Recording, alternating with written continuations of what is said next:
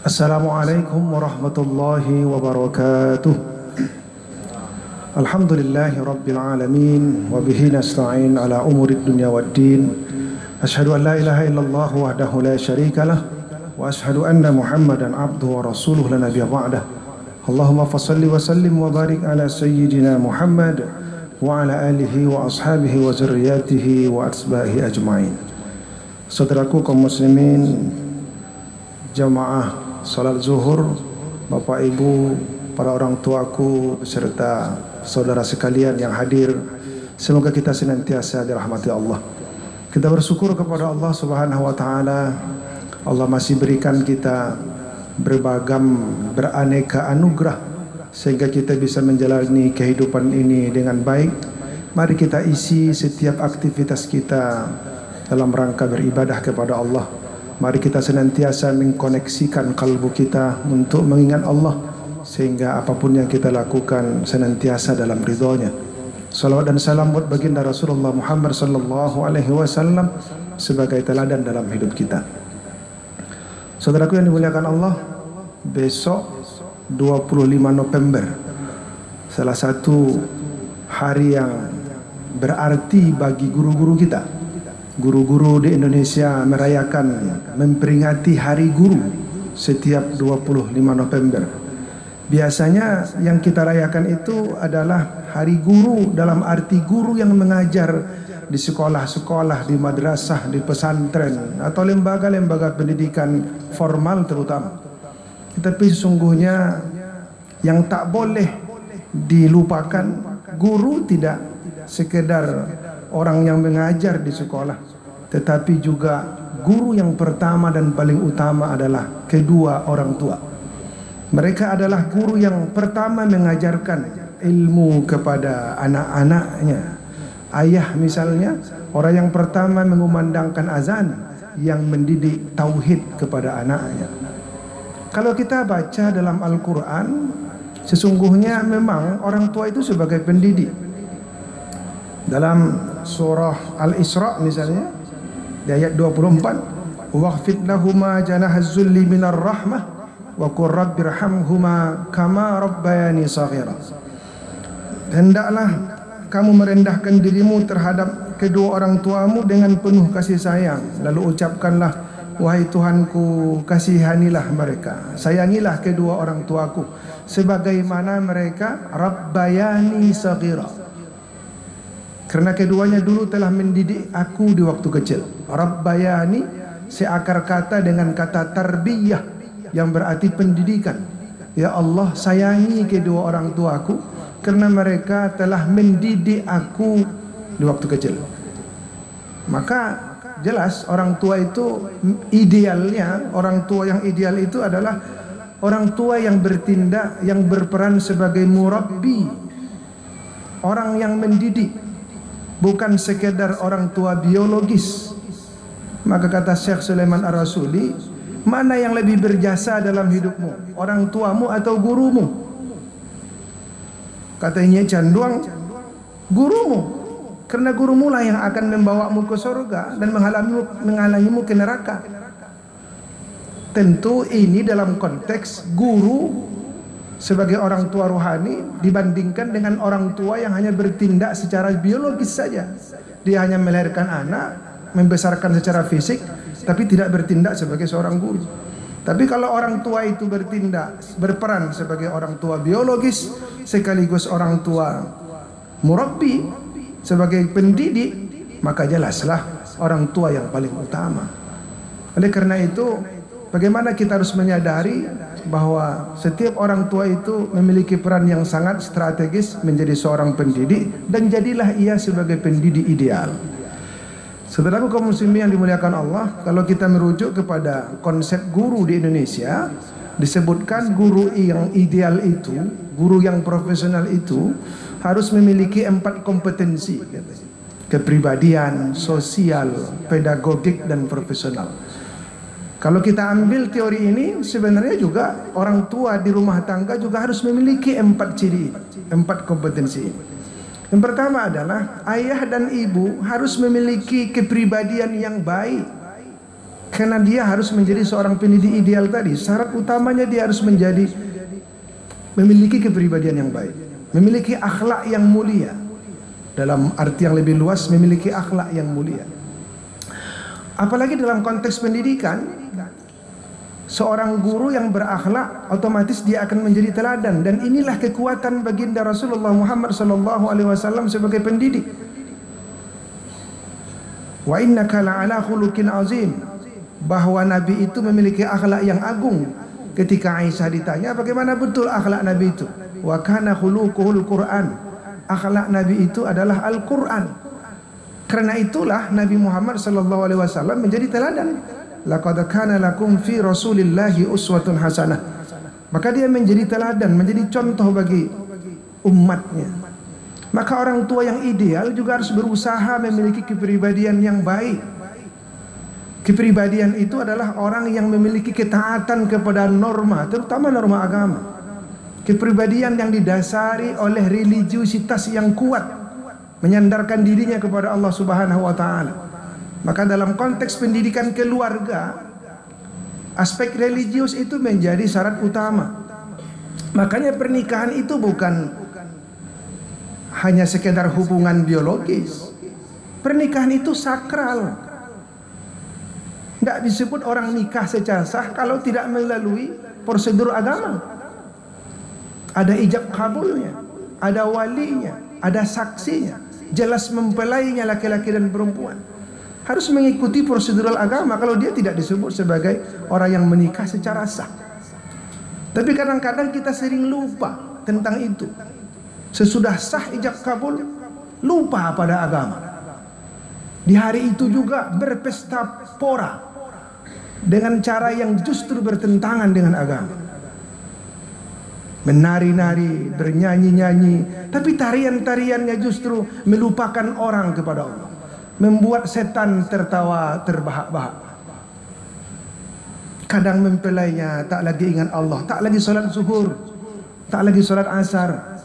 Ada yang pesta dengan minuman khamar, perempuan-perempuan yang menampilkan auratnya, syair-syair yang dikumandangkan justru menggoda syahwat manusia. Di hari pernikahan itu dilakukan sedemikian rupa. Bagaimana mungkin akan lahir anak-anak yang soleh? Sulit guru-guru kita di sekolah mendidik anak-anak kita kalau memang orang tuanya rusak seperti itu. Dari awal-awal sudah dirusak, bagaimana kemudian di hilir nantinya? Sedangkan di hulu bersih, belum tentu di hilirnya bersih. Ini hulunya betul yang sudah kotor, maka sulitlah si guru akan mencari filter saringan supaya dia akan menjadi bersih. Maka kepribadian itu sangat penting. Akhlak orang tua itu sangat penting. Bagaimana dia menjalankan perannya sebagai pendidik dalam rumah tangga. Saudara yang dimuliakan Allah. Yang kedua, orang tua itu harus memiliki kompetensi sosial. Jadi tidak hanya pribadinya baik, tapi dia juga harus memiliki kemampuan bersosialisasi kepada siapa? Terutama suami istri. Inti bersosial itu adalah komunikasi. Bagaimana seorang ayah dan seorang ibu berkomunikasi secara harmonis. Betapa banyaknya, betapa tingginya tingkat perceraian hari ini. Di mana-mana. Katanya 1 jam itu 60 perceraian terjadi di Indonesia. Luar biasa. Kebanyakan malah itu gugat cerai. Banyak alasan perceraian. Mulai dari ketidakpahaman antara hak dan kewajiban suami istri yang otaknya sudah tercuci oleh konsep-konsep feminisme ekstrim dan gender ekstrim. Laki-laki perempuan sama saja. Tidak ada hierarki, tidak ada pemimpin dalam keluarga.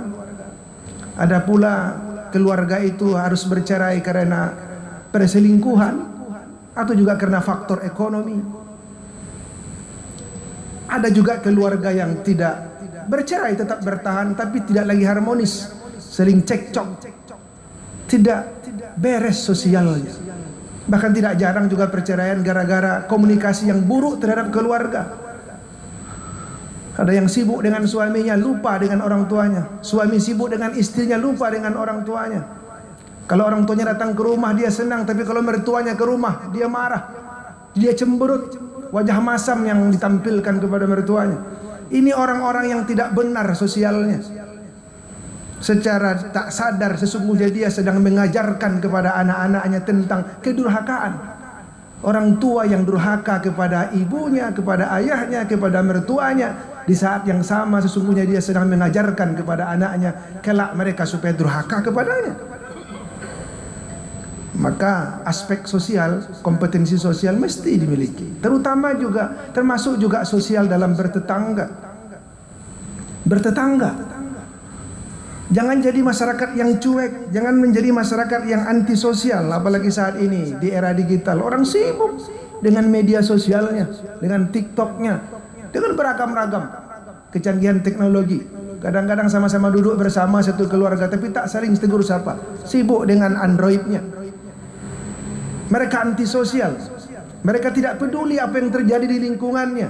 Kejahatan di sana sini, kemaksiatan terjadi.